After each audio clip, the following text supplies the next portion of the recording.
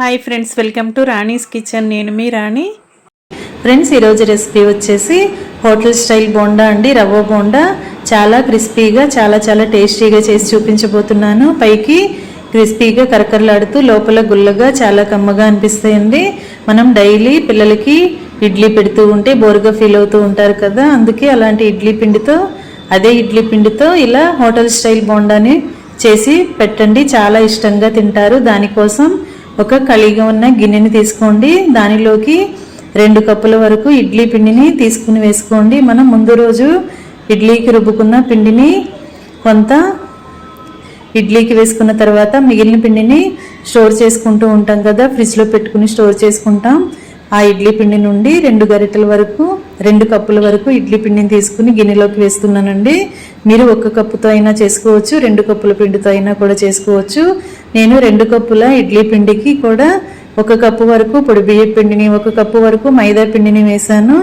మైదా పిండి ప్లేస్లో మీరు వద్దనుకుంటే గోధుమ పిండి అయినా యాడ్ చేసుకోవచ్చండి. అలాగే 1 టీ స్పూన్ వరకు జీలకర్రను వేసి టేస్ట్గా సరిపడా సాల్ట్ వేసుకోండి.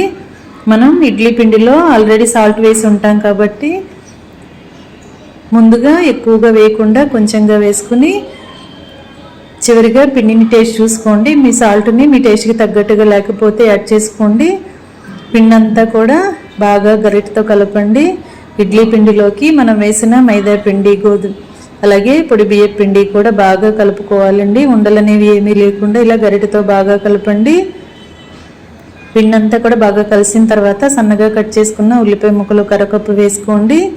అలాగే సన్నగా కట్ చేసుకున్న పచ్చిమిర్చి ముక్కలు, అల్లం ముక్కలు, కొత్తిమీర, కరివేపాకు కూడా వేసుకోండి.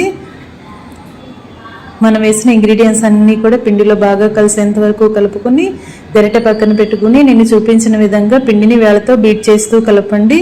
పిండి అనేది మనం అప్పటికప్పుడు కలిపి వేసుకుంటున్నాం కాబట్టి వేళ్ళతో బాగా బీట్ చేస్తేనే బోండా అనేవి చాలా క్రిస్పీగా పొంగుతూ టేస్టీగా వస్తాయండి. పిండిని కలుపుకోవటం కంప్లీట్ అయిన తర్వాత స్టవ్ ఆన్ చేసుకుని కళాయి పెట్టుకుని డీప్ ఫ్రైకి సరిపడా ఆయిల్ పోయండి. ఆయిల్ కాగిన తర్వాత కొంచెంగా పిండిని తీసుకుంటూ ఇలా ఆయిల్లో బోండాలాగా వేసుకోండి.